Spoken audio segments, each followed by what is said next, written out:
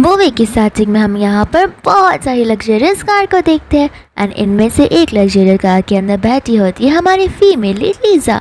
जैसे यहाँ पर लीजा बाहर निकलती है सभी के सभी वर्कर्स यानी कि स्टाफ उसे ग्रीट करने लगते हैं। इसके बाद में यहाँ पर लीजा अपने डैड से मिलती है, जहाँ पर उसके डैड उसे कहने लगते हैं कि तुम तो पहले से भी ज़्यादा ब्यूटीफुल हो गई हो और मुझे यकीन नहीं होगा कि तुम्हारी हाइट भी इतनी बढ़ चुकी है। लीजा अपने डैड को बोल लेते कि डैड मुझे टीज करना बंद कीजिए और मैंने आपको बहुत मिस किया।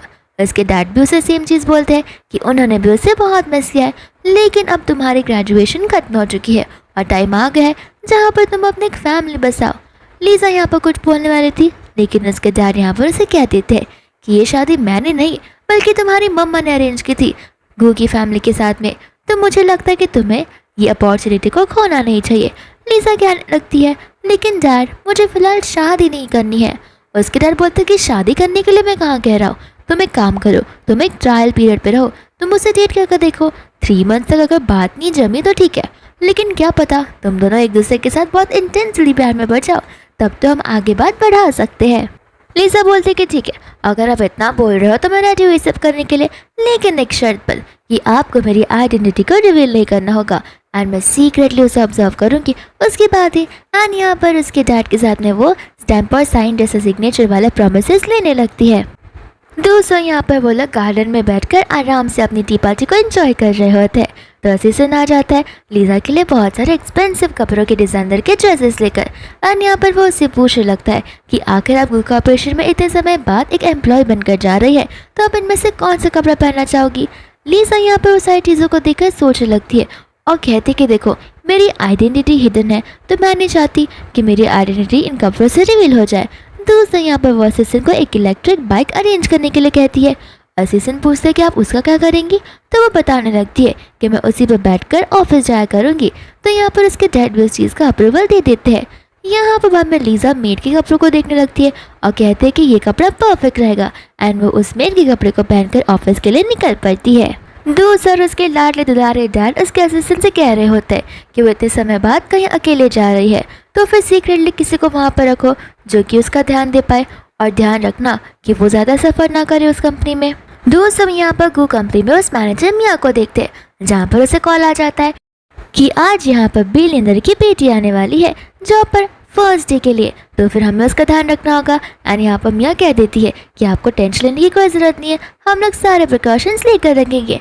दोस्तों यहाँ पर बिलियनर की लड़की यानी कि लीजा वहाँ पर आ जाती है और अपना आई कार्ड चेक करवा लेती है। दूसरी ओर से यहाँ पर वो मिस्टर गू को आते हुए देखती है, जहाँ पर वो उसे देखती रह जाती है। इतने में एक वर्कर होता है जो कि उसे धक्का मार देता है, तो फिर वो उसके ऊपर गिरने वाली थी, लेकिन यहाँ पर मिस्टर गू उसे पकड़ लेता है, जहाँ पर वो उसे संभल कर चलने के लिए कहता है। साथ साथ यहाँ पर लीजा से शुक्रिया अदा भी करती है। फिर वो मन में कहने लगते कि अगर मैं हैंडसमनेस की बात करूँ तो उसने ये टेस्ट पास कर लिया है। इतने में यहाँ पर लीजा को उसके डैड का कॉल आ जाता है। उसके डैड बोलने लगते हैं कि क्या तुम कंपनी ठीक से पहुँच गई। लीजा कहते कि हाँ मैं पहुँच भी गई और अब मैं अंदर जा रही हूँ। फिर उसके डैड उससे पूछने लगते कि आखिर तुम गू से मिली, वो तुम्हें कैसा लगा। लीजा बोलते कि अभी तक तो फिलहाल मुझे ठीक लग रहा है और काइंड हार्टेड भी, लेकिन आगे का मैं नहीं बता सकती।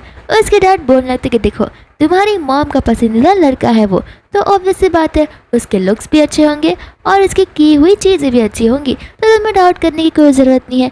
मैं तुम्हें पॉजिटिव रिस्पांस का इंतज़ार करता रहूँगा। इतना बोलकर वो कॉल कट कर देते हैं एंड दूसरा लीजा यहाँ पर ऑफिस के अंदर चली जाती है। बाद में यहाँ पर सभी लोगों को ग्रीट करने लगती है। मिया यहाँ पर जो है वो लीजा की ड्रेसिंग सेंस को देखती है और मन में कहने लगते कि इससे तो एकदम सिंपल ड्रेस किया है, ऐसे कि जैसा हमारे यहाँ के स्टाफ ड्रेसअप करते हैं, तो फिर ये यंग गर्ल यानी कि उस बिलियनर की बेटी तो हो ही नहीं सकती। फिर बाद में यहाँ पर मिया लीजा से कह देती है कि वहाँ आसपास जगह दिख रहा होगा, जाकर वहाँ पर बैठ जाओ। इतने में यहाँ पर एंट्री होती है शीन की, जहाँ पर मिया शीन को देखती रह जाती है एंड शीन अपने आप को ग्रीट करती है। मिया उसे यंग गर्ल समझ रही थी, यानी कि उस बिलियनर की लड़की को। यहाँ पर तो शीन शॉक हो जाती है। मिया कहते कि शॉक होने की कोई ज़रूरत नहीं है, आप टेंशन मत लीजिए, हम बस 4-5 लोगों को आपकी आइडेंटिटी पता है और हम प्रॉमिस करते हैं कि हम आपकी आइडेंटिटी को आगे जाकर कहीं पर भी रिवील नहीं करेंगे। शीन मन में सोचती है कि लगता है इन्होंने उस बिलियनर वाली लड़की की शक्ल अब तक नहीं देखी है, तो उन्हें लग रहा होगा कि वो मैं ही हूँ। अब गलती इनसे हुई है तो फ़ायदा तो मुझे उठाना ही पड़ेगा। ऐसे भी अगर मैं बिलियनर की लड़की कहलाऊंगी तो मेरे पास बहुत सारे फ़ायदे होंगे। तो फिर यहाँ पर शीन मिया से कहने लगती है कि ठीक है कोई बात नहीं, लेकिन प्लीज़ मैं अपनी आइडेंटिटी को हिडन ही रखना चाहती हूँ, तो फिर मुझे मिसेस या मैडम कर मत बुलाओ, मुझे बस मेरे नाम से पुकारो। मिया यहाँ पर शीन से कहने लगते कि आप तो कितनी लो किल प्रोफाइल वाली हो, आप तो बहुत काइंड हार्टेड भी हो। फिर बाद में यहाँ पर वो अपनी सीट को पूछने लगती है, जहाँ पर मिया पर्सनली जाकर उसे सीट बताती है, क्योंकि वो बिलियनर की बेटी जो होती है। दूसरा यहाँ पर लीजा मन में सोच रही होती है कि आखिर गु मेरे को डिजर्व करता भी होगा या फिर नहीं। जैसे यहाँ पर शीन बैठती है, सभी के सभी कलीग्स आकर शीन के साथ बातें करने लगते हैं और तो और अपने बारे में बताने लगते हैं। लेकिन यहाँ पर लीजा के पास में बस एक ही लड़की आती है जिसका नाम मिनी होता है। दूसरा यहाँ पर मिया जो है वो शीन को पूरा पर्सनल अटेंशन दे रही होती है, लेकिन यहाँ पर वो लीजा को बहुत सारे डॉक्यूमेंट्स लाकर दे देती है काम करने के लिए। लीजा यहाँ पर डॉक्यूमेंट्स को देखकर बोलने लगती है कि मैनेजर मैडम आपको नहीं लगता ये कुछ ज़्यादा ही डॉक्यूमेंट्स है। तो फिर यहाँ पर मिया उसमें भड़क उठती है और कहती है कि तुम्हें क्या लगता है, तुम यहाँ पर फ़ोन स्क्रॉल करने आई हो और गेम्स खेलने आई हो, ये कंपनी है, यहाँ पर तुम्हें काम करना ही पड़ेगा और ये काम तुम्हारे जाने से पहले ख़त्म होना चाहिए। अगर नहीं हुआ तो इसी कंपनी में बैठकर काम ख़त्म करना, उसके बाद ही जाना, और अगर काम नहीं कर सकती तो अभी बता दो और अभी के अभी यहाँ से चली जाओ। लीजा यहाँ पर मन में कहने लगती है कि मैं यहाँ से नहीं जा सकती, 3 मंथ्स तक यहाँ रहने का वादा मैंने अपने डैड से किया है। तो फिर यहाँ पे बोलते हैं कि ठीक है जाने दो, मैं इस काम को कर लूँगी। दूसरा यहाँ पर होती है शीन, जो कि लीजा को ताने मारने लगती है कि आजकल के लोगों को लो स्टैंडर्ड और हाई स्टैंडर्ड्स में फ़र्क समझ में नहीं आता है, लगता है उन्हें सिखाना ही पड़ेगा। दोस्तों यहाँ पर मिस्टर गो अपने कैबिन में बैठे होते हैं, जहाँ पर उसे उससे ग्रैंडमा का कॉल आ जाता है। ग्रैंडमा यहाँ पर मिस्टर गो से कहने लगती है कि ग्रैंडसन, मैंने सुना है कि तुम्हारी कंपनी में शेन फैमिली की बेटी आई है। मिस्टर को पूछने लगते हैं कि शेन फैमिली की बेटी ये कौन है। ग्रैंडमा बोलने लगती है कि इतना जल्दी भूलने की आदत तुम्हें कब से हो गई, शेन फैमिली की बेटी जिसके साथ तुम्हारी शादी होने वाली थी। यहाँ पर मिस्टर को कंफ्यूज हो जाते हैं, तो ग्रैंडमा उसे बताने लगती है ये वही लड़की है जिसकी मॉम कम उम्र में ही गुजर गई थी और इसके बाद में वो बेचारी अब्रॉड चली गई थी और अब वो वापस आ गई है, तो मैंने सुना कि वो तुम्हारी कंपनी में काम कर रही है। मिस्टर को यहाँ पर ग्रैंडमा से उसका नाम पूछते हैं। ग्रैंडमा नाम याद करने की कोशिश तो करती है, लेकिन ग्रैंडमा को नाम याद ही नहीं आता, तो वो बोलने लगती है कि मुझे नाम नहीं याद आ रहा, तुम खुद ही नाम को पूछ लेना। यहाँ पर मिस्टर को साफ साफ कह देते कि मुझे फिलहाल बिजनेस में इंटरेस्ट है, ना कि शादी में, और मुझे मेरे बिजनेस को आगे बढ़ाना है। ग्रैंडमा यहाँ पर गु पर चिल्लाने लगती है और कहती है कि ये शादी तुम्हारी मम्मा ने भी फिक्स की थी, तो फिर ज़रा सा तो उनकी रिस्पेक्ट कर लो। और रही बात बिजनेस की, तो तुम्हें शेन फैमिली यानी कि शेन कंपनी पता है ना वो कितनी बड़ी है, भले ही हमसे थोड़ी छोटी क्यों ना हो, लेकिन ईस्टर्न सैंड की कंपनी पर जिसका राज चलता है वो शेन फैमिली है। अगर तुम शादी कर लोगे तो ईस्टर्न कंपनी को भी तुम हासिल कर पाओगे। तो फिर मिस्टर को कहते हैं कि ठीक है ग्रैंडमा, आप ज़्यादा चिल्लाइए मत, मैं उससे बात कर लूँगा। दोस्तों यहाँ पर स्टाफ भी होती है जो ग्रैंडमा से कहने लगती है कि आपको तो टेंशन लेने की कोई ज़रूरत नहीं है, क्योंकि वो शेन फैमिली की जो बेटी है। ग्रैंडमा कहते कि हाँ, लेकिन न जाने कि मुझे बहुत अनईजी सा फील हो रहा है, तो एक काम करती हूँ, क्यों ना मैं उस ऑफिस में जाकर खुद ही मिलकर आ जाऊँ उससे एक बार। दोस्तों यहाँ पर लीजा होती है जो कि कॉफ़ी लेकर मिस्टर गु के कैबिन में जा रही थी, लेकिन इसके पहले दरवाज़ा खोले वहाँ पर शीन आ जाती है, जो उसे पूछते कि आखिर तुम अंदर क्यों जा रही हो। लीजा यहाँ पर बोलने लगती है कि मुझे कॉफ़ी डिलीवर करने के लिए कहा गया है, इसलिए मैं मिस्टर गु के लिए कॉफ़ी लेकर जा रही थी। तो फिर शीन उसके हाथों से कॉफ़ी ले लेती है और कहती है कि मैं खुद दे दूँगी, और वो अंदर चली जाती है। एंड यहाँ पर वो अंदर जाती है, उसके साथ में सेक्सी टोन में बात करने लगती है। एंड लीजा ये सारी चीज़ें विंडो के थ्रू देख रही थी और सोचने लगती है कि लगता है ये भी इसके पैर में लट्टू हो चुका है इसकी ये सारी हरकतों को देखकर। बाद में यहाँ पर मिस्टर को कहने लगते कि ऑफिस में इतना स्ट्रॉन्ग परफ्यूम लगाकर आना अलाउड नहीं है। एंड यहाँ पर बाद में वो ठीक से खड़ी होकर बोलने लगती है कि माफ़ कर देना, वो क्या है ना, मैं न्यू इंटर्न हूँ, इस वजह से मुझे रूल्स और रेगुलेशन के बारे में अभी पूरा पता नहीं है। मिस्टर को यहाँ पर सोचने लगता है कि ग्रैंडमा कह रही थी कि वो बिलियनर की लड़की आज ही आने वाली है, तो फिर हो सकता है यही उसकी बेटी हो। एंड यहाँ पर वो उसका नाम पूछता है, तो फिर शीन अपना नाम बताती है। एंड इसके बाद में यहाँ पर वो उसे कहता है कि ठीक है। दूसरा यहाँ पर शीन से बोलने लगती है कि अगर आपको किसी और चीज़ की ज़रूरत होगी तो आप मुझे बुला लेना। फिर यहाँ पर मिस्टर गो से वहाँ से जाने के लिए बोलता है। दूसरा सभी स्टाफ बाहर से उन दोनों को देख रहे थे, तो फिर आपस में वो लोग बात करने लगते कि मिस्टर गो और मिसेस शीन का रिलेशन कितना स्पेशल लगता है ना। उनमें से एक स्टाफ बोलने लगती है कि स्पेशल तो लगेगा ही, उसकी गर्लफ्रेंड जो है। यहाँ पर एक गर्लफ्रेंड वाली बात सुनकर तो लीजा शॉक ही हो जाती है। यहाँ पर साफ नोटिस करते हैं कि लीजा वहीं पर देख रही थी, तो फिर वो लोग लीजा को बोलने लगते तुम क्या वहाँ पर तारे जा रही हो, तुम्हें क्या लगता है कि मिस्टर को तुम्हारे साथ पैर में पड़ जाएंगे, तो भूल जाओ, उनके स्टैंडर्ड्स बहुत आए, वो तो तुम्हें आंखें उठाकर देखेंगे भी नहीं। लेकिन यहाँ पर लिजा उनकी बातों को सुन ही नहीं रही होती है। लिजा के मन में खाली एक सवाल उठ रहा होता है कि अगर उसकी गर्लफ्रेंड है तो फिर यहाँ पर मैं उसके साथ शादी क्यों कर रही हूँ। एंड गुस्से में यहाँ से वो चली जाती है। मिया यहाँ पर सभी लोगों के साथ आ जाती है, जहाँ पर वो शीन को बोलने लगती है कि मिस्टर गू आपका वीवीआईपी रूम में इंतजार कर रहे हैं। यहाँ पर शीन मन में सोचने लगती है कि वो मेरा स्पेशल रूम में इंतजार क्यों कर रहा है, कहीं उसको मेरे सीक्रेट तो पता नहीं चल गया। एंड वो वहाँ से चली जाती है। दूसरा यहाँ पर कलीग्स होती है जो आपस में बात करने लगती है और कहते हैं कि देख रहे हो ऑफिस रोमांस अब से शुरू हो गया। अगर हम यहाँ पर शीन से क्लोज हो जाए तो फिर हो सकता है प्रमोशन हमारे कद में चुमेगी, हमें प्रमोशन के लिए ज़्यादा मेहनत भी नहीं करना पड़ेगा। दूसरा यहाँ पर शीन उस कैबिन में बैठ जाती है जहाँ पर वो बहुत ज़्यादा नर्वस होती है। लेकिन यहाँ पर मिस्टर गू नहीं बल्कि वहाँ पर ग्रैंडमा बैठी होती है। तो फिर वो सब पूछने लगती है कि आखिर आप कौन हो और आपने मुझे यहाँ पर क्यों बुलाया। तो ग्रैंडमा कहते हैं कि मुझे आंटी मत बुलाओ, तुम भी मुझे ग्रैंडमा बुला सकती हो और मैं मिस्टर गू की ग्रैंडमा ही हूँ, तो फिर इनडायरेक्टली तुम्हारी भी ग्रैंडमा हुई। आखिर शादी को लेकर तुम्हारा क्या ख्याल है। यहाँ पर शीन कंफ्यूज हो जाती है और कहने लगती कि शादी। ग्रैंडमा कहते कि मैं समझ सकती हूँ ये सारी चीज़ें तुम्हारे लिए नहीं होगी, इससे तुम ज़्यादा नर्वस मत होना। मैंने सुना कि तुम यहाँ पर जॉब के लिए आ रही हो, तो मैंने सोचा कि क्यों ना मैं तुमसे मिल लूँ। और रही बात तुम्हारी शादी की, तो जब तुम्हारी मॉम की डेथ हुई थी उससे कुछ दिनों पहले ही तुम्हारी मॉम ने शादी को फिक्स किया था, लेकिन उसके बाद तुम अब्रॉड चली गई थी और तुम तभी टीनेज स्टाइल में थी, इसलिए हमें तुम्हें तभी कुछ बताया नहीं। बट अब जब तुम्हारी पढ़ाई पूरी हो गई है और तुम वापस आ गई हो तो मैं चाहती हूँ कि तुम मैरिज को कंसिडर करो।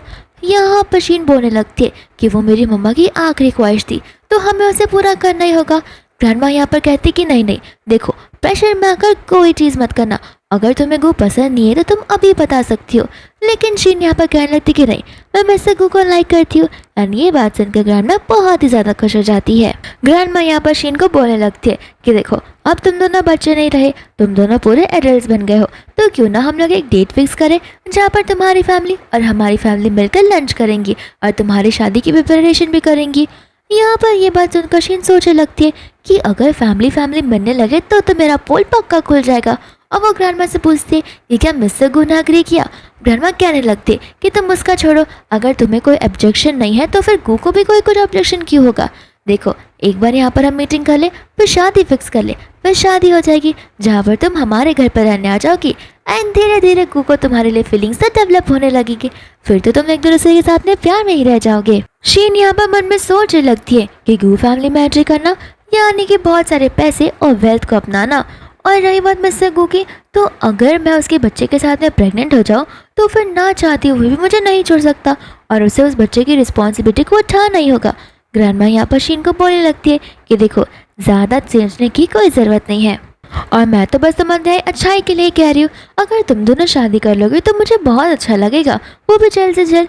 शीन बोलते कि ठीक है, अगर आप ऐसा चाहती हो तो ऐसा ही होगा। ग्रैंडमा कहते कि बहुत अच्छी बात है, डे आफ्टर टुमारो यानी कि परसों हम दोनों की फैमिली एक दूसरे से मिल लेंगे। शीन यहाँ पर सोचने लगती है कि अभी के लिए मैं हाँ बोल देती हूँ, बाद में कुछ बहाना मारकर अकेले मिल लूंगी। एंड यहाँ पर वो ग्रैंडमा को हाँ बोल देती है, जहाँ पर ग्रैंडमा भी बहुत खुश होती है। इसके बाद में यहाँ पर ग्रैंडमा अपने ग्रैंडसन गू से मिलती है, जहाँ पर मिस्टर गू बोलने लगते हैं कि आगे ऐसी कौन सी बात होगी जो आप मुझे इतनी गाय में यहाँ पर बुलाई हो। ग्रैंडमा कहने लगती है कि ये तुम्हारी लाइफ और डेथ का सवाल है, मैंने तुम्हारी शादी ऑलरेडी फिक्स कर ली है। मिस्टर गू बोलने लगता है कि ये सब करने से पहले आपने एक बार मेरा कंसर्ट लेना सही नहीं समझा। ग्रैंडमा बोलती कि अब मांग रही हो ना, और बता भी तो रही हो तुम्हें ऐसा चीज़ें। मिस्टर गू बोलते थे कि ठीक है, तो मेरा जवाब होगा नहीं, मैं शादी नहीं करने वाला। ग्रैंडमा यहाँ पर कहने लगती है कि अपनी बात से पलटो मत, तुमने कहा था कि तुम देखोगे। तो बोलने लगता है कि हाँ मैं अब ना बोल रहा हूँ ना। ग्रैंडमा कहते कि देखो ये शादी एग्रीमेंट पर टिकी थी, मैं जाकर उसकी फैमिली को क्या रिस्पॉन्स करूँगी। गू बोलने लगता है कि आप मत जाना, मैं जाकर मैरिज को ख़त्म कर कर आऊँगा। ग्रैंडमा यहाँ पर बाद में अपनी हार्ट की ओर पर देखती है और उसे पकड़ कर रखती है और ऐसा नाटक करती है कि जैसे उन्हें हाथ में बहुत पेन हो रहा हो। लेकिन यहाँ पर गू को कुछ फ़र्क ही नहीं पड़ता। ग्रैंडमा बोलने लगते कि हाँ अब तो तुम डॉक्टर को भी कहाँ बुलाओगे, अब मैं मरूँ या जियो तुम्हें क्या ही फ़र्क पड़ेगा। गू यहाँ पर बोलने लगते कि ग्रैंडमा आखिर आप कब तक नाटक करती रहोगी। ग्रैंडमा बोलते कि जब तक तुम उससे मिलने नहीं जाते तब तक मैं ये चीज़ करती रहूँगी। एंड यहाँ पर गू उससे मिलने के लिए रेडी हो जाता है, जहाँ पर ग्रैंडमा का नाटक भी खत्म हो जाता है। इसके बाद में हम यहाँ पर लीजा को देखते हैं, जो कि मिनी के साथ में एक रेस्टोरेंट में गई होती है। मिनी यहाँ पर लीसा को बोलने लगती है कि क्या प्लीज़ हम यहाँ से चल सकते हैं, क्योंकि मुझे ये रेस्टोरेंट थोड़ा एक्सपेंसिव लग रहा है। लीसा बोलते है कि टेंशन मत लो, आज की ट्रीट मेरी तरफ से है। दूसरी यहाँ पर शीन होती है जो कि लीसा और मिनी को देखकर बोलने लगती है कि तुम जैसे लो स्टैंडर्ड वाले लोग यहाँ पर क्या कर रहे हैं। लीसा कहने लगती है कि क्यों, जब तुम यहाँ पर आ सकती हो तो हम क्यों नहीं। शीन यहाँ पर उसे बोलने लगती कि देखो, आज मैं यहाँ पर बहुत इंपॉर्टेंट काम से आई हूँ। मैं मिस्टर गू के साथ अपनी शादी फिक्स करने आई हूँ और तुम मुझसे इस तरीके से बात तो बिल्कुल भी मत करो। लीजा को यहाँ पर अपने कानों पर यकीन नहीं होता जो भी अभी उसने सुना। तो फिर वो शीन को बोलती कि क्या बोला तुमने। शीन कहती कि हाँ, सही सुना है तुमने, मेरी जैसी लड़की सिर्फ और सिर्फ उसकी वाइफ बनने की काबिलियत रखती है। इतना बोलकर यहाँ पर वो लीजा को धक्का मारकर अंदर चली जाती है। दूसरा हम यहाँ पर लीसा के डैड को भी देखते हैं जो कि सेम ही रेस्टोरेंट में आए होते हैं। फिर यहाँ पर हम ग्रैंडमा और मिस्टर गू को देखते हैं। ग्रैंडमा यहाँ पर गू को कहने लगती है कि खुद की शक्ल देख रहे हो तुम, इतना रूड फेस बनाकर बैठे हो। अगर ऐसे बैठे रहोगे ना तो कोई लड़का भी तुमसे शादी करने के लिए हाँ नहीं बोलेगा। और हाँ, याद रखना शीन के साथ में अच्छे से बिहेव करना। तो फिर यहाँ पर को कहना था कि हाँ ग्रैंडमा, आप टेंशन मत लीजिए। इतने में यहाँ पर शीन आ जाती है। ग्रैंडमा यहाँ पर शीन को पूछने लगती है कि आखिर तुम अकेले क्यों आई हो, तुम्हारे डैड यहाँ पर मौजूद नहीं है। शीन यहाँ पर बहाने मारने लगती है कि वो एक्चुअली डैड को काम आ गया था ना कुछ अर्जेंट, इस वजह से वो आज यहाँ पर नहीं आ पाए। लेकिन उन्होंने मुझे कहा कि एटलीस्ट मैं तो चली जाऊँ यहाँ पर। ग्रैंडमा यहाँ पर गुस्सा आ जाती है और कहने लगती है, लेकिन मैंने तो उसे कॉल किया तब उसने कहा था कि आज तो मैं आ गई रहूँगा। लगता है वो अपने ऑन द वे में ही होंगे। एंड यहाँ पर अचानक से दरवाज़ा खुलता है जहाँ पर शीन बहुत ज़्यादा ही डरने लग जाती है। लेकिन इतने में यहाँ पर वो वेटर होता है, ना कि उसके डैड। तब शीन को सांस आती है और वो कहने लगती है कि मैं तो बार बार बच गई। दूसरा यहाँ पर मिस्टर गू होता है जो कि शीन के इस बिहेवियर को नोटिस कर रहा था। उसे समझ आ रहा था कि न जाने शीन इतना क्यों नर्वस फील कर रही है।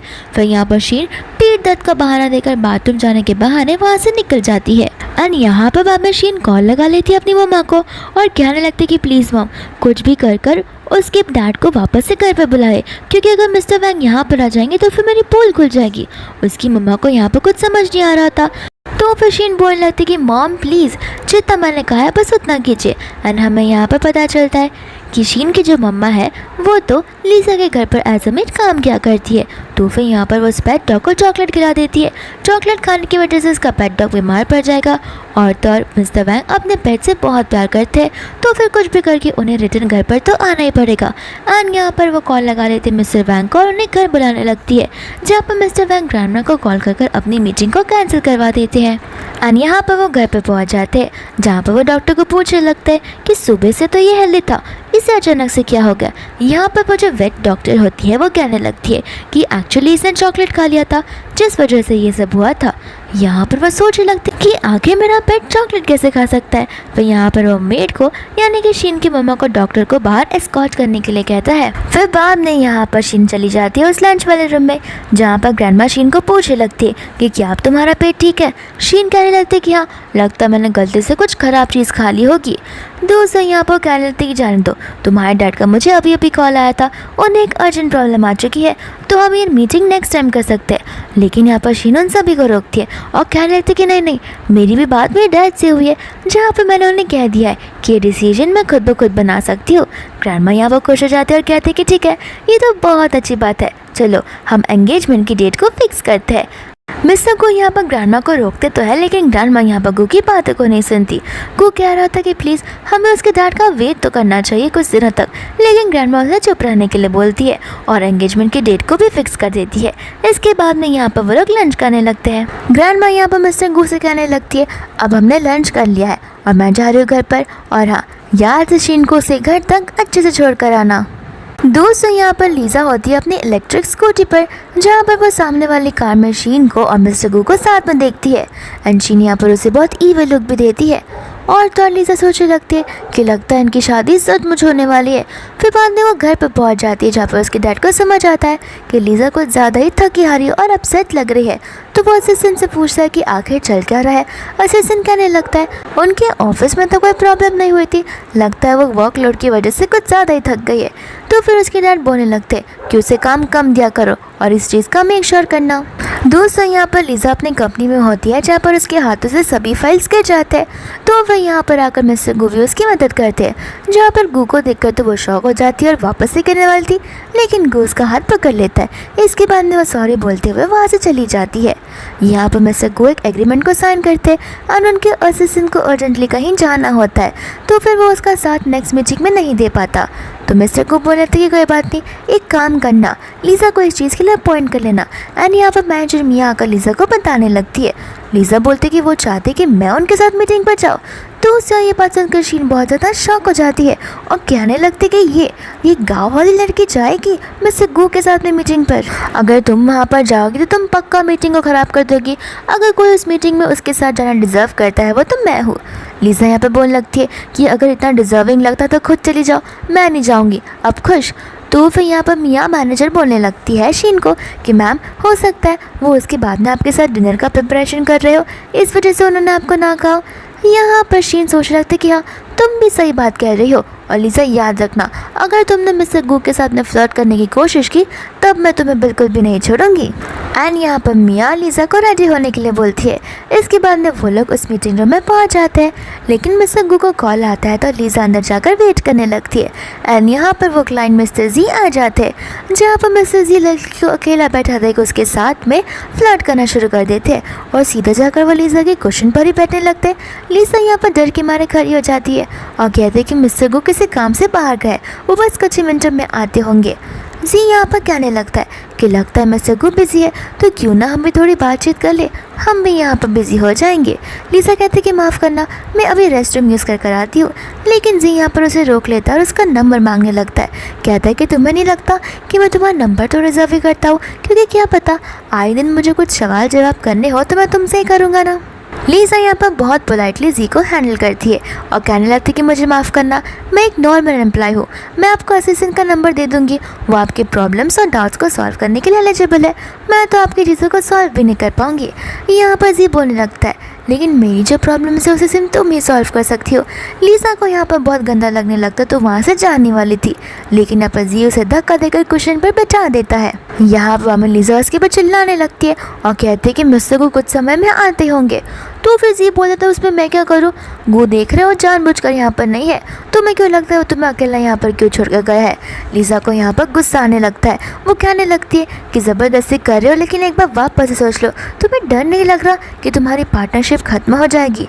फिर यहाँ पर उसे वापस से बोलता है कि तुम्हें क्यों लगता है वो जानबूझकर इस रूम से गया होगा, वो तो मुझे मौके का फ़ायदा उठाने कह रहा है। लिज़ा यहाँ पर अपने आप को बचाने के लिए उसे सीधा मार ही देती है, लेकिन जी भी यहाँ पर लिज़ा को थप्पड़ मारकर उसके साथ में ज़बरदस्ती करने लगता है। लेकिन कुछ ही मिनटों में यहाँ पर मिस्टर गू आ जाते हैं, जो कि जी को पंच मारने लगते हैं। जी बोलता है कि कौन है वो जिसमें इतनी हिम्मत है जो मुझे टच कर रहा है। एंड यहाँ पर मिस्टर गू को देखकर वो मुस्कुराने लगता है। यहाँ पर मिस्टर गू बोल देते कि हमारी पार्टनरशिप ख़त्म होती है।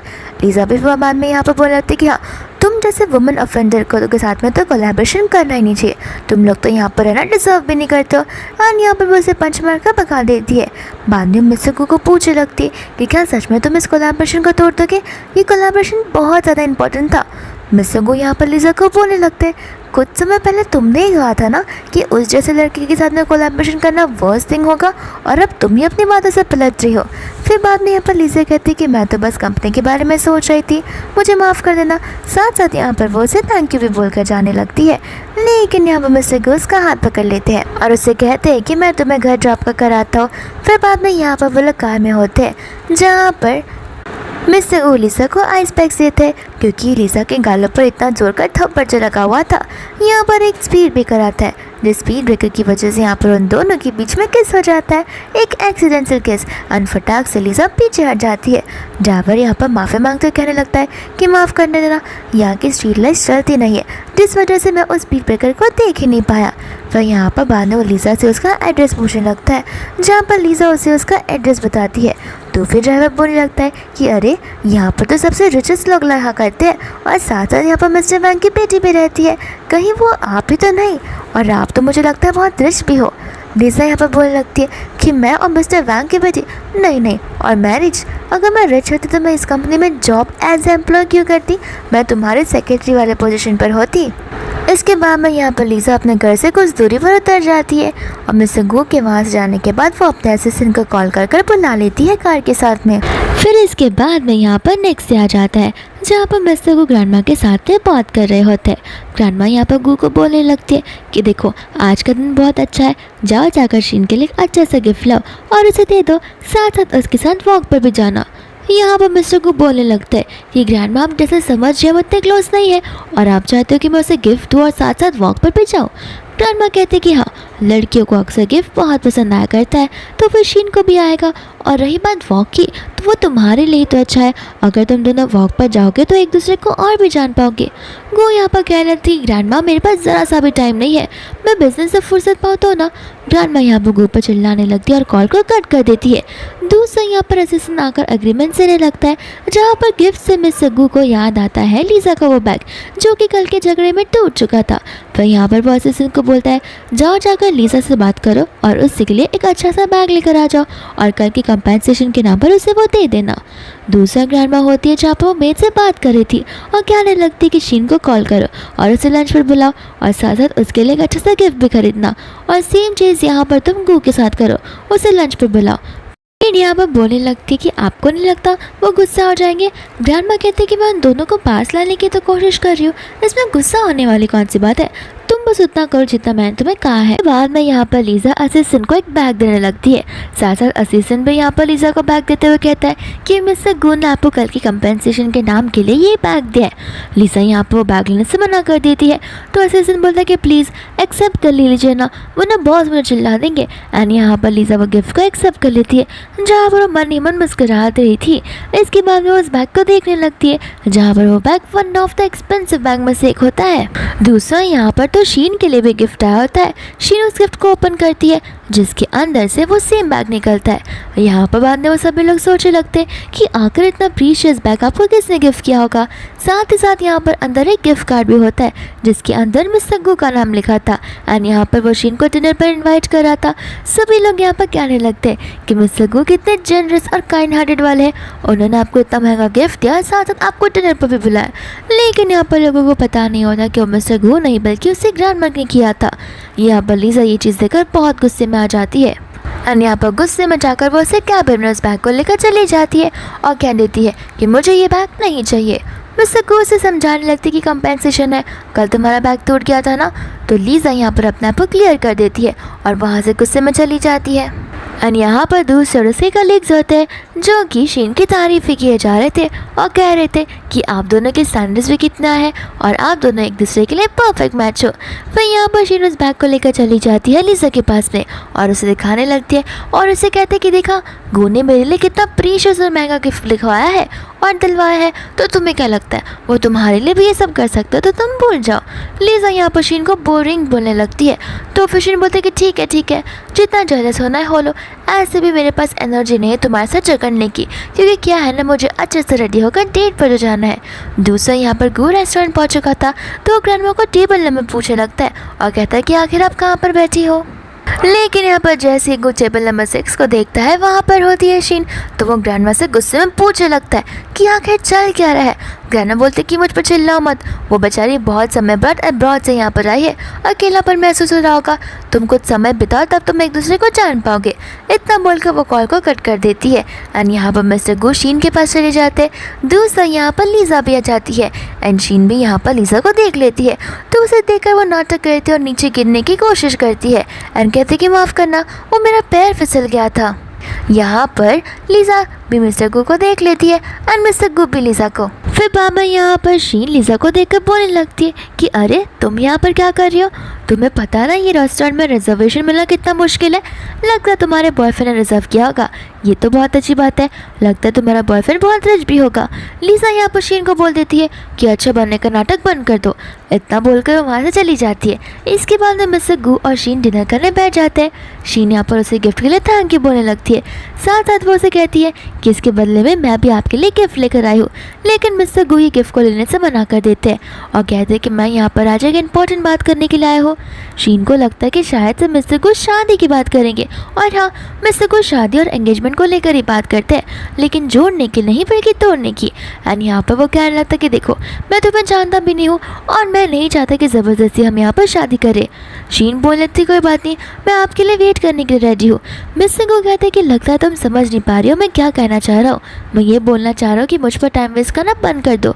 और रही बात ग्रैंडमा की, तो मैं ग्रैंडमा को समझा दूंगा और किसी तरीके से हमारे एंगेजमेंट कैंसिल करवा दूंगा। यहाँ पर ये सारी बात सुनकर शीन तो बहुत ज़्यादा ही गुस्सा और तो नाराज़ भी हो जाती है।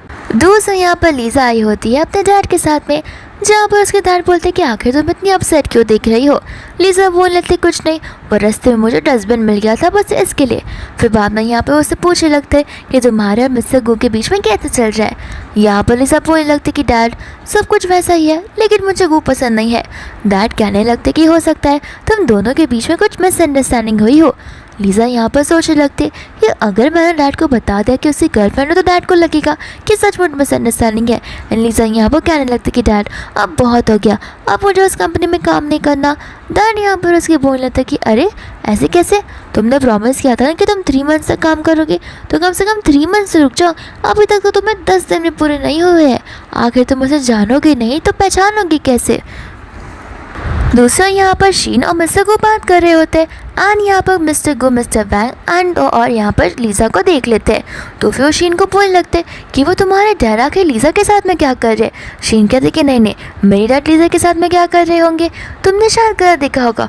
और मैंने आज ऑफिस में सुना है कि लीजा का कोई तो बॉयफ्रेंड है जो उसे बहुत सारे गिफ्ट देता है और साथ साथ वो ओल्ड भी है, तो मुझे लगता है कि वही उसका बॉयफ्रेंड होगा।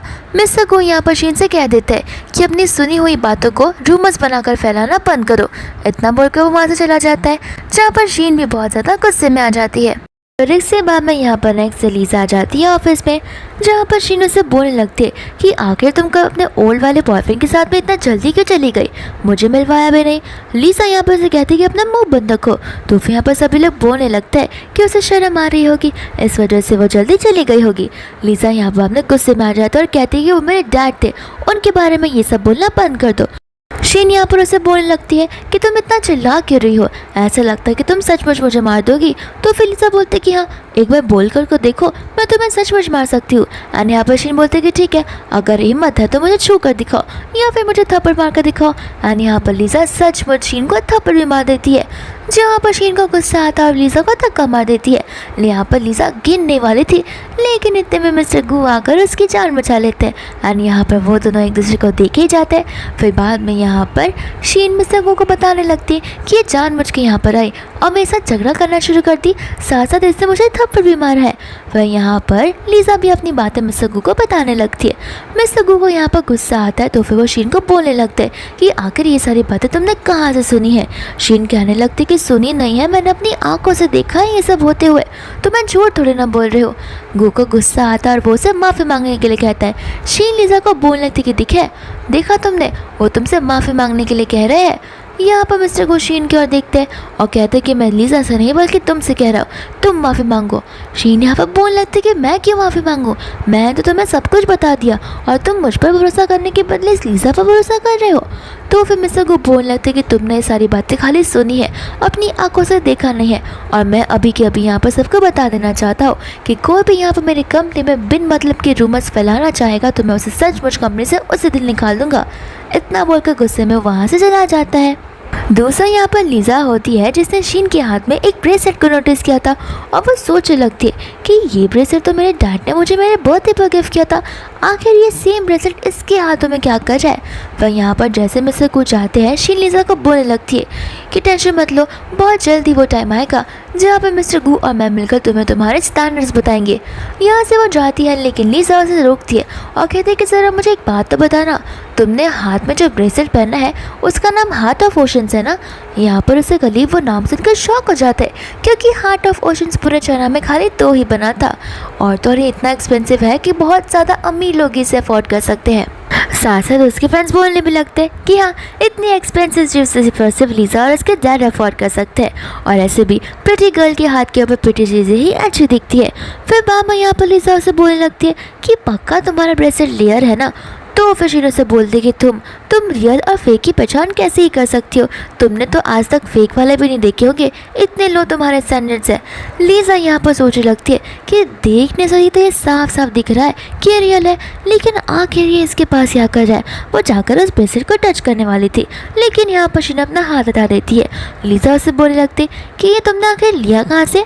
तो फिर शीन बोलती है कि मेरे डैड के दिया हुआ गिफ्ट है। लीजा बोलती गिफ्ट ही दिया है ना, या फिर तुमने कहीं से इसे चोरी किया है। ये बात सुनकर शीन ज़्यादा नर्वस हो जाती है और हमें पास का सीन बताया जाता है जहाँ पर शीन लीजा के कमरे में होती है और तब उसने वहीं से उस ब्रेसलेट को उठाया था। यहाँ पर उसकी मॉम साफ सफाई करते हुए उसे देख लेती है और उसे मना करती है, लेकिन शीन उन्हें बोलने लगती है कि उसके पास कितनी सारी ब्रेसलेट्स है मम्मा, एक ब्रेसलेट घूम जाएगी तो उसकी नज़र थोड़ी ना पड़ने वाली है। यहाँ पर मिनी आती है और लीजा से बोलने लगती है कि जाने दो, हमें यहाँ से चलना चाहिए। लेकिन लीजा यहाँ पर रुकते हुए शीन को पूछने लगती है कि आखिर तुम इतना घबरा क्यों रही हो, और ये ब्रेसलेट मेरा है। सभी कलीग्स यहाँ पर बोलने लगते कि ये ब्रेसलेट तो तुम्हारा बिल्कुल नहीं हो सकता, एंड यहाँ पर वो लोग हंसने लगते हैं। शीन बोलते हैं कि तुम्हारे पास क्या प्रूफ है। लीजा कहने लगती है कि इस ब्रेसलेट के पीछे जेड कलर का सिग्नेचर साइन बना होगा। तो फिर यहाँ पर शीन डरने लगती है क्योंकि सचमुच वहाँ पर जेड कलर का सिग्नेचर बना हुआ होता है।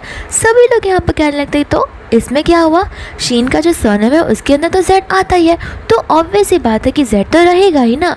तो फिर यहाँ पर लीजा सोचने लगती है कि बात तो इनकी सही है, मैं इस चीज़ से प्रूफ नहीं करा पाऊंगी, लेकिन ये ब्रेसलेट तो पक्का मेरा है, ये बात मैं प्रूफ कर कर रहूँगी। एंड यहाँ पर बाद में वो शीन को बोलने लगती है कि शीन, मैंने सुना है कि तुम्हारा डैड बहुत रिच है और तुम सबसे रिचेस्ट एरिया में रहते हो और तुम्हारा बंगलो सबसे बड़ा है, तो क्यों ना तुम हम सबको अपने घर के वर्ल्ड टूर पर लेकर चली जाओ। और वर्ल्ड ही तो बोलूँगी ना मैं, इतना बड़ा बंगलो जो है।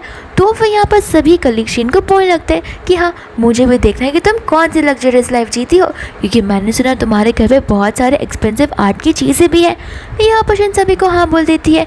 दूसरा यहाँ पर लीजा अपनी इलेक्ट्रिक स्कूटी लेकर मिनी के साथ में आ रही थी, तो फिर ऊपर से शीन और उसकी कलीग होती है जो कि उसका मजाक उड़ा रही होती है। एंड यहाँ पर वो लोग शीन के घर, यहाँ पर वो लोग लीजा के घर पर आ गए होते हैं। मिनी यहाँ पर कहने लगती है तो क्या हुआ अगर हम स्कूटी पे आए हो तो फिर शीन और उसकी कलीग्स बोलने लगती है कि देखो देखो, ज़िंदगी में पहली बार तो ये अपना मुंह खोल रही है। लीजा कहने लगती है कि तुम लोग ऊपर क्या कर रही हो, तुम अपना घर नहीं बताओगे क्या। फिर यहाँ पर वो लोग घर आ जाते हैं, जहाँ पर लीजा समझ जाते कि लगता है ये मेरी लाइफ जीना चाहती है और सभी को ऐसा बता रही हो कि जैसे वो यहाँ पर रहती हो। बाद में यहाँ पर वो अपने फ़ोन से पासवर्ड को रीसेट कर देती है एंड शीन को यहाँ पर बोलने लगती है कि सचमुच तुम्हारा घर है ना। शीन बोलते कि हाँ, मुझे पता है तुम इतने बड़े घर को देखकर शॉक हो गई रहोगी। लीजा कहती कि ठीक है, चलो जाकर पासवर्ड खोलो और इस घर के अंदर हमें लेकर तो चलो। यहाँ पर शीन पासवर्ड डालते हैं लेकिन सब कुछ इनकरेक्ट आता है। लीजा बोलती कि लगता है तुम्हारा घर है ही नहीं। शीन कहती कि मैं बहुत टाइम बाद अब्रॉड से बाहर यहाँ पर आई हूँ, तो फिर मुझे पासवर्ड नहीं आता है। एंड यहाँ पर मेड को कॉल करती है, यानी कि अपनी मम्मा को। यहाँ पर उसकी मम्मा पीछे से लीजा को देखकर सोचने लगती है कि आखिर मुझे देखे से क्यों लग रही है। एंड लीजा यहाँ पर छुपने लगती है ताकि मेड उसे देख ना सके। फिर बाद में मेड आकर यहाँ पर दरवाज़ा खोल देती है। लीजा सोचती कि आखिर इस मेड ने इसकी मदद क्यों की है। एंड यहाँ पर वो किसी को तो बुलाने लगती है। दोस्तों यहाँ पर उसके ऑफिस के सारे कलीग्स उसी घर पर चले जाते हैं, जहाँ पर वो सारी चीज़ों को टच कर देखने लगते हैं और कहते हैं कि ये सारी चीज़ें तो बहुत एक्सपेंसिव है ना। तो फिर शीन बोलते कि हाँ, तुम्हारे लिए हो सकती है लेकिन हमारे लिए नहीं। यहाँ पर दूसरा शीन की मम्मा होती है जो सोचने लगती है कि मैडम की स्कूटी यहाँ पर क्या कर रही है, और जो लड़की को मैंने पीछे से देखा था वो थोड़ी थोड़ी मुझे यंग लेडी की तरह लग रही थी, मुझे जाकर चेक करना ही होगा। एंड इसके बाद में यहाँ पर वो लोग बात कर रहे होते हैं, जहाँ पर उसकी मेड आकर शीन को देख लेती है जो कि लीजा के सामने बैठी थी। एंड यहाँ पर लीजा को वो देखकर शॉक हो जाती है और वो लीजा को मैडम बुला देती है। लीजा यहाँ पर उसकी ओर देखने लगती है, तो फिर शीन उससे कहती है कि मेरी मेड को इस तरह से घूरना बंद करो। बाद में यहाँ पर शीन उस मेड की तरफ देखती है और कहती है कि शीन, हम तुम्हारे घर पर इतने समय बाद आए हैं, तुम्हें नहीं लगता तुम्हें हमारे लिए कुछ बनाना चाहिए। सभी कलीग्स यहाँ पर कहने लगते हैं कि जब देखो तब ये खाने की बातें क्या करती है। फिर बाद में यहाँ पर शीन मेड से कहती है कि जाओ जाकर हमारे लिए कुछ बना कर लाओ, लेकिन वो मेड हटती नहीं है और वो लीजा को देखने लगती है। लीजा यहाँ पर उसे इशारे कर जाने के लिए कहती है, तब जाकर वो वहाँ से जाती है। लीजा यहाँ पर कहने लगती है कि बस लिविंग रूम भी बताओगे या कुछ और भी। एंड शीन यहाँ पर सभी लोगों को अपना घर बताने लगती है। दूसरा यहाँ पर लीजा चली जाती है किचन में, जहाँ पर वो मेड लीजा को देखकर नी टर्न कर उसके सामने माफ़ी मांगने लगती है। लीजा कहती है कि आखिर तुमने किसी अनजान इंसान को मेरे घर पे एंट्री क्यों की, और शीन तुम्हारी लगती क्या है, तुम उसे कैसे जानती हो। बाद में यहाँ पर वो उसकी मेट उसे सारी बातें बताने लगती है और उसे माफ़ी भी मांगती है। साथ साथ उसे प्रॉमिस करती है कि वो जाकर शीन को सबक भी सिखाएगी। लीजा बोलती है कि कुछ करने की ज़रूरत नहीं है, अभी फ़िलहाल अपना मुंह बंद रखिए और कल से काम पर बताना। इतना बोलकर यहाँ से वो चली जाती है। लेकिन इतने में वहाँ पर शीन और बाकी के लोग आ जाते हैं, जहाँ पर शीन कहते हैं कि आखिर तुम मेरी मेट से क्या बात कर रही थी। तो फिर लीजा बोल लगती कि क्यों, तुम्हें डर लग रहा है क्या कि मेट को ये सीक्रेट बता देगी तुम्हारा। तो फिर यहाँ पर कहने लगती वो मेरी मेट है, मेरी माँ ने जिसे मेरे सीक्रेट्स पता होंगे। यहाँ पर उसे कलीग्स बोलने लगते कि मैं तो बोलती हूँ लीज़ा को अच्छे से चेक कर लो, क्या पता उसने किचन में जाकर कोई चीज़ चुराया होगा। तो और यहाँ पर वो लोग लीज़ा के ऊपर ब्लेम जाने लगते हैं। इसके बाद में यहाँ से लीज़ा जाने लगती है तो फिर जानबूझकर शीना अपना पैर बीच में लाती है, जिस वजह से लीज़ा का हाथ उस वास पर लग जाता है और यहाँ पर वो वास गिरकर नीचे टूट जाता है। जहाँ पर लीज़ा को तो गुस्सा आता ही है, लेकिन शीन यहाँ पर नाटक करने लगती है और कहते हैं कि तुम्हें समझ भी आ रहा तुमने क्या किया है, तुमने मेरे डैड का सबसे फेवरेट वास को तोड़ा है और तुम्हें पता भी है कि ये कितना महंगा है। यहाँ पर उसकी मम्मा डर जाती है और शीन पर ही चिल्लाने लगते हैं कि अभी के अभी यहाँ पर लीज़ा से माफ़ी मांगो। सभी कलीग्स यहाँ पर कंफ्यूज हो जाते हैं कि आखिर शीन क्यों लीज़ा से माफ़ी मांगेगी।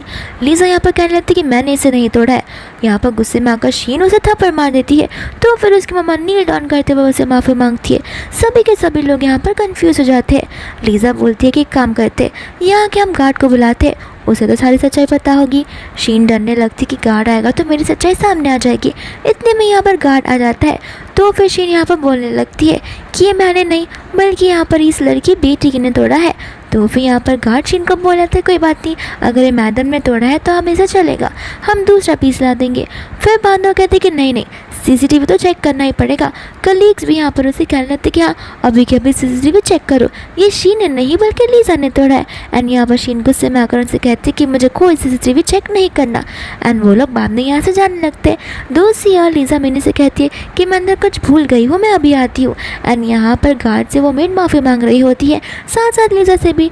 लीज़ा बोलती कि टेंशन मत लो, इसके लिए मैं तुम्हें पे करने के लिए नहीं कहूँगी, लेकिन अपनी बेटी को मेरी आइडेंटिटी ज़रूर बता देना। और वो ब्रेसलेट, मुझे वो ब्रेसलेट वापस चाहिए क्योंकि वो मेरे डैड का दिया हुआ गिफ्ट है। दूसरी ओर बाहर यहाँ पर मियाँ और उसके कलीग्स बात कर रहे होते हैं। यहाँ पर उसके कलीग्स कहने लगते हैं कि आखिर अंदर चल क्या रहा था। तो फिर यहाँ पर मियाँ उन्हें बाहर मारकर सारी बातें जोर जोर बताने लगती है। फिर बाद हम यहाँ पर शीन को देखते जो कि अपने घर पर बैठी होती है। अनस की मम्मा यहाँ पर आ जाती है और उसे समझाने लगती है कि देखो हम लोग ऑर्डिनरी इंसान हैं, तो फिर कल का ऑफिस में जाकर तुम्हें अपने कलीग्स को सब कुछ बताना पड़ेगा। शीन यहाँ पर साफ साफ मना कर देती है और कहती है कि अगर मैंने बताया ना तो मुझे जॉब से निकाल दिया जाएगा और वो लोग मेरा मजाक उड़ाएंगे, मैं नहीं चाहती कि ये सब हो। फिर बाद में यहाँ पर नेक्स्ट डे ऑफिस में आ जाते हैं, जहाँ पर लीज़ा गई होती है कॉन्ट्रैक्ट को साइन करवाने के लिए। लेकिन यहाँ पर वो जो जाओ होता है वो उसे ड्रिंक करने के लिए कहता है। लीज़ा कहती है कि मुझे अल्कोहल से एलर्जी है तो फिर हम चाय पी सकते हैं। यहाँ पर वो चाय का सिप तो लेती है लेकिन वो उसके साथ ज़बरदस्ती करता है। जहाँ पर लीज़ा जाने की कोशिश करती है लेकिन असल में उस चाय में जग मिलाया होता है। तो फिर यहाँ पर वो अपने आप को भगाते हुए बाहर निकल जाती है, जहाँ पर उसकी टकरार मिस्टर गू से हो जाती है और यहाँ पर मिस्टर गू उसके लिए लड़ने लगते हैं। बाद में यहाँ पर वो उसे लेकर घर पर आ जाते हैं, जहाँ पर लीज़ा का जो हार्मोनल चेंज है वो कंट्रोल ही नहीं होता और तो और यहाँ पर उन दोनों के बीच में किस होने लगता है, जहाँ पर एक स्नेक में बदल जाता है। इसके बाद में सुबह हो जाती है। गो यहाँ पर कहने लगता है कि कल रात को जो भी हुआ उसकी रिस्पॉन्सिबिलिटी मैं लेने के लिए रेडी हूँ। लीज़ा कहती कोई ज़रूरत नहीं है क्योंकि मैं नहीं चाहती तुम्हारी लव लाइफ में कोई प्रॉब्लम हो। यहाँ पर उसे समझ ही नहीं आता कि आखिर लीज़ा क्या बोल रही होती है। लीज़ा यहाँ पर इतना बोलते ही कार में बैठकर चली जाती है। दूसरा शीन उसे देख लेते और सोचने लगते कि आखिर ये गू के घर पर क्यों आई थी। और यहाँ पर गू को भी देखते जो कि कार का पीछा करते हुए नीचे आ चुका था। फिर बाद में नेक्स्ट डे यहाँ पर वो लोग मीटिंग में बैठे होते हैं, जहाँ पर उन्हें शेन कंपनी से कॉन्ट्रैक्ट मिल गया होता है। तो फिर सभी लोग यहाँ पर कॉन्ग्रेचुलेट करने लगते हैं शेन को कि आखिर तुम्हारे डैड ने काम कर ही दिखाया और ये सब तुम्हारी वजह से हुआ है। लेकिन लीज़ा कह देती है कि ये कॉन्ट्रैक्ट मैंने बनवाया ना कि शीन ने। तो फिर शीन कहते हैं कि तुम्हारे पास प्रूफ क्या है, वो मेरे डैड है, ऑब्वियसली मेरे साथ कॉन्ट्रैक्ट बनेगा। तो फिर लीज़ा बोलती है कि क्यों ना हम एक बार कॉल करके तुम्हारे डैड से ही पूछ ले। एंड यहाँ पर लीज़ा उसके डैड को कॉल लगा लेती है लेकिन शीन डर के मारे कॉल को कट कर देती है। एंड यहाँ पर वो प्रोजेक्ट मिल जाता है लीज़ा को। इसके बाद में हम यहाँ पर एक इवेंट का सीन देखते हैं जहाँ पर लीज़ा और शीन भी आए होते हैं। सभी लोगों को लग रहा होता है कि लीज़ा ही है जो कि मिस्टर वैंग की बेटी है, लेकिन यहाँ पर शीन आगे आकर कहने लगती कि नहीं, वो नहीं बल्कि मैं हूँ मिस्टर वैंग की बेटी। एंड यहाँ पर सभी लोग लीज़ा के ऊपर क्रिटिसाइज़ करने लगते हैं, जहाँ पर वो लोग लीज़ा के बारे में बुरी बुरी बातें तक करने लगते हैं। यहाँ पर एक कली कुछ ज़्यादा ही बोल पड़ती है, तो फिर लीज़ा गुस्से में आकर उसके ऊपर पानी फेंक देती है।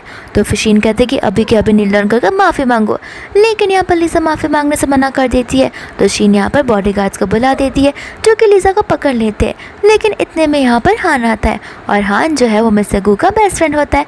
एंड हान यहाँ पर शीन से कहता है कि तुम यहाँ पर ये सब नहीं कर सकती। शीन कहते कि तुम कौन होते हो? ओह, तो मुझे लगता है कि तुम इसके होने वाले नए बॉयफ्रेंड होंगे। लेकिन यहाँ पर हान उस पर चिल्ला उठता है और कहता है कि तुम्हें पता है ना, यहाँ पर बहुत प्रेस्टीज लोग का है, तो तमाशा खड़ा करना बंद करो। इतने में यहाँ पर मिस्टर वैंग की एंट्री हो जाती है, जहाँ पर लीज़ा उन्हें इशारे करती है। तो दोस्तों यहाँ से शीन सीधा गायब ही हो जाती है। फिर बाद में यहाँ पर लीज़ा और इसके डैड आराम से बात करते हैं। दूसरा कलीग यहाँ पर पूछने लगती है शीन को कि आखिर तुम कहाँ चली गई थी? तो शीन बहाना मारकर कहने लगती है कि मेरा पेट दर्द कर रहा था, इससे मैं बस वॉशरूम चली गई थी। कलीग यहाँ पर उसे बताने लगती है कि तुम्हें पता है कितने बड़े मज़े से वो डैड के साथ में तुम्हारे बात कर रही थी। दूसरे यहाँ पर शीन वेट्रेस को एक ड्रिंक दे देती है और कहते हैं कि जाकर उस मेरे इंसान को दे दो। जहाँ पर जैसे ही मिस्टर गू ड्रिंक को पीते हैं उन्हें चक्कर सा आने लगता है और तो और यहाँ पर शीन भी उसके पीछे पीछे चली जाती है, जहाँ पर गू के हार्मोनल चेंजेस होने लगते हैं और इसे समझ नहीं आ रहा होता कि आखिर वो क्या करे। फिर यहाँ पर शीन उसे कपड़ों को उतारने लगती है, लेकिन यहाँ पर गू अपने आप पर काबू पाता है और शीन को उस कमरे से बाहर निकाल देता है और फटाक से अपने असिस्टेंट को वहाँ पर बुला देता है, जहाँ पर हान भी सारे मेडिसिन को लेकर आ जाता है। फिर इसके बाद में यहाँ पर हम एक लड़के को देखते हैं जो कि चुपके से यहाँ पर शीन का और मिस्टर गू का फ़ोटो निकाला हुआ था और उसने ऐसा एडिट किया था जैसे कि वो दोनों एक दूसरे को किस कर रहे हो। शीन कहते कि भेज देना ये लीज़ा को ताकि उसे पता चले कि हमारा रिलेशन क्या है। यहाँ पर ये सारे फ़ोटोज़ देखकर तो लीज़ा कुछ ज़्यादा ही गुस्सा हो जाती है एंड बाद में वो घर पर चली जाती है। दूसरा यहाँ पर लीज़ा ऑफिस में आती है तो उसे वार्म फील होने लगता है, जहाँ पर शीन उसे देखकर घबराने लगती है कि कहीं ये प्रेग्नेंट तो नहीं हो गई है। फिर बाद में यहाँ पर वो सोचने लगती है कि क्यों ना मैं इसका पीछा करूँ। यहाँ पर वो जाती तो है हॉस्पिटल में और उसे पता चलता है कि वो प्रेग्नेंट हो चुकी है। साथ साथ शीन को भी ये खुशखबरी मिल गई होती है। फिर बाद में लीज़ा यहाँ पर ऑफिस के बाहर होती है, जहाँ पर शीन उसे धक्का मारने वाली थी, लेकिन लीज़ा उसे देख लेती है। दूसरे यहाँ पर शीन देख लेती है अपने उसी फोटो वाले लड़के को, तो वो उसके पास चली जाती है। वो लड़का शीन से पैसे मांगने लगता है, लेकिन शीन कहते है कि मेरे पास नहीं है। लड़का बोलता है कि ठीक है, मैं जाकर मिस्टर गू को सब कुछ बता दूंगा। एंड शीन बोलते कि ठीक है, तुम्हें वो लड़की दिख रही है, पहले उसे किडनैप करो, उसे डराओ धमकाओ और उसका काम तमाम कर दो, तब मैं तुम्हें और एक्स्ट्रा 5% देने के लिए रेडी हूँ। एंड यहाँ पर वो लड़का राज़ी हो जाता है, जहाँ पे वो लोग मिलकर लीज़ा को किडनैप कर लेते हैं।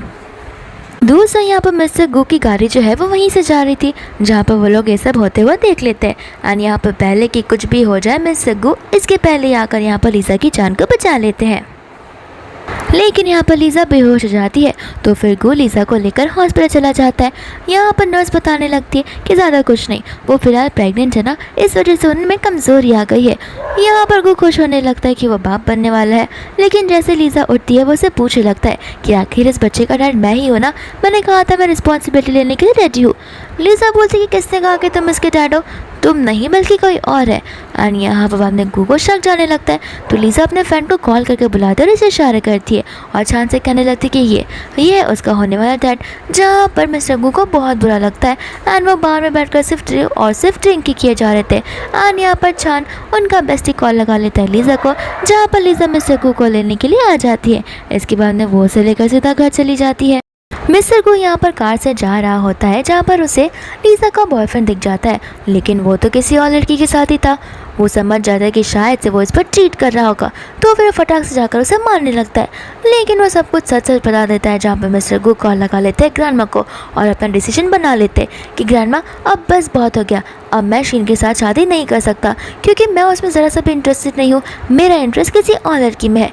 यहाँ पर ग्रैंडमा को खुशी तो होती कि कम से कम मेरे बेटे को लड़कियों में इंटरेस्ट तो है, लेकिन अब उन्हें समझ नहीं आता कि आखिर वो शीन फैमिली को क्या कहेंगे, तो वो उस पर चिल्लाने लगती है। लेकिन अब मिस्टर को कॉल कट कर देता है एंड वो यहाँ पर फाइनलाइज कर देता है कि वो जाकर लीज़ा से अपनी फीलिंग को कन्फेस कर ही रहेगा।